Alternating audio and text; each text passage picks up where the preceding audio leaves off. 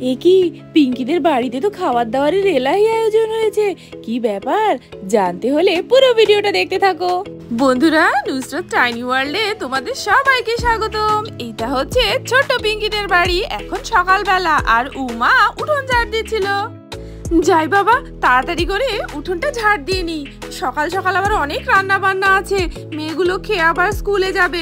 মা মা, ঝাড়টা দিয়ে হয়ে গেল। এদিকে আবার লালিও দেখছি হাম্বা হাম্বা করছে কখন থেকে। অনেকটা তো বেলা হয়ে গেল, ওরও তো খাওয়ার সময় হয়ে গিয়েছে। যাই দেখি ওর জন্য কিছু খাওয়ারের ব্যবস্থা করি।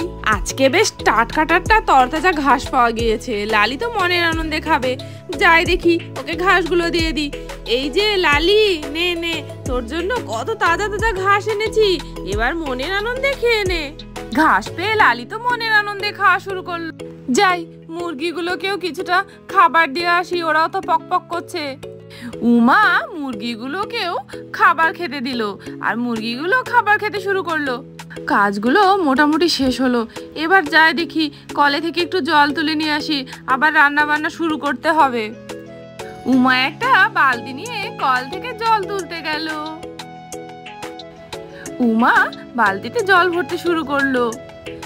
আমাদের কলটাতে না সত্যি অনেক ভালো জল পড়ে, সত্যি।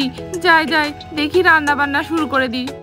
আজকে না পালং শাক দিয়ে মাসকলাইয়ের ডাল রান্না করব, কারণ এটা পিঙ্কির বাবার খুব পছন্দের একটা খাবার।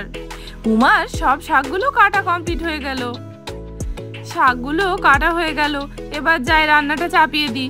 উমা আস্তে আস্তে শাকগুলো কড়াইতে দিয়ে দিল। আজকে পালং শাকটা খুব ভালো হবে মনে হচ্ছে, এখন থেকে যা সুন্দর গন্ধ বেরিয়েছে না। আর এমনিতেও আজকের শাকগুলো একদম কচি কচি, এখনই সবে সবে উঠছে তো, তাই। ঠিক সেই মুহূর্তে সুভাষ ঘর থেকে বাইরে বেরিয়ে এলো। বেরিয়ে এসে খাটিয়াতে বসে পড়লো। কি ব্যাপার উমা, সকাল সকাল কি রান্না করছো? বাড়িতে একদম গন্ধে ভরপুর হয়ে উঠেছে, মনটা ভরে গেল। মনে হচ্ছে মাসকলাই ডালে কিছু রান্না করছো, তাই না? আজকে রান্না করছি তোমার একটা পছন্দের খাবার, সেটা হচ্ছে পালং শাক দিয়ে আর মাসকলাইয়ের ডাল দিয়ে, আর তার সাথে সাথে মেয়েদের পছন্দের চিংড়ি মাছের চচ্চড়ি। তাই বুঝি? ভালো ভালো, আজ তো পেট পুরো একদম খাওয়া দাওয়া হবে। সত্যি, তুমি কি যে বলো না, একদম বাচ্চাদের মতো। ঠিক সেই মুহূর্তে পিঙ্কি আর চিঙ্কি বাইরে থেকে খেলা করে বাড়িতে চলে আসলো। এতক্ষণে তোদের আসার সময় হলো? স্কুলের সময় হয়ে গিয়েছে। সেই সকালে বেরিয়েছিলি দুষ্টুদের বাড়ি যাবি বলে, এখন এতক্ষণে আসার সময় হচ্ছে না? ও মামা, আজকে তুমি কি রান্না করছো গো? এত সুন্দর গন্ধ বেরোচ্ছে। মনে হচ্ছে তুমি চিংড়ি মাছ রান্না করছো। চিংড়ি মাছ তো আমার খুব প্রিয়, তাই আমারও চিংড়ি মাছ খুব প্রিয়। আজকে তোদের আর তোর বাবার পছন্দেরই খাবার রান্না হচ্ছে, বুঝতে পেরেছিস? যা যা, শিগগিরই হাত মুখ ধুয়ে আয়, আবার স্কুলের সময় হয়ে গেল, খেয়ে তারপরে স্কুলে যেতে হবে। হ্যাঁ মা, এক্ষুনি যাচ্ছি, এক্ষুনি হাত ধুয়ে আসছি। আমার রান্না তো শেষ, এবার যাই তাড়াতাড়ি করে খাবারগুলো বেড়ে দিই। এ কি, উমা তো অনেক ধরনের খাবার রান্না করেছে, দেখেই তো লোভনীয় লাগছে। এত সুন্দর খাবার, আমার তো খাবারগুলো বাড়াও হয়ে গেল।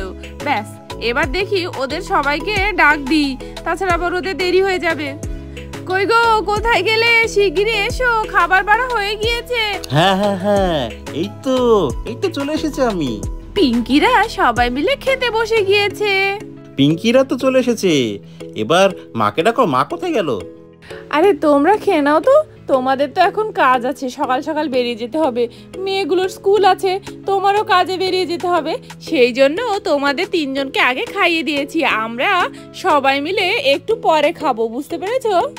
ও আচ্ছা আচ্ছা, তাই বুঝি, ঠিক আছে। ও মামা, খুব ভালো লাগছে খেতে, চিংড়ি মাছটা দারুণ হয়েছে। সত্যি খুব টেস্টি হয়েছে। মাঝে মাঝে এরকম মনের মতো রান্না হলে মন্দ হয় না, কি বলো উমা? পিঙ্কি তো মনের আনন্দে খাবার খেতে থাকলো।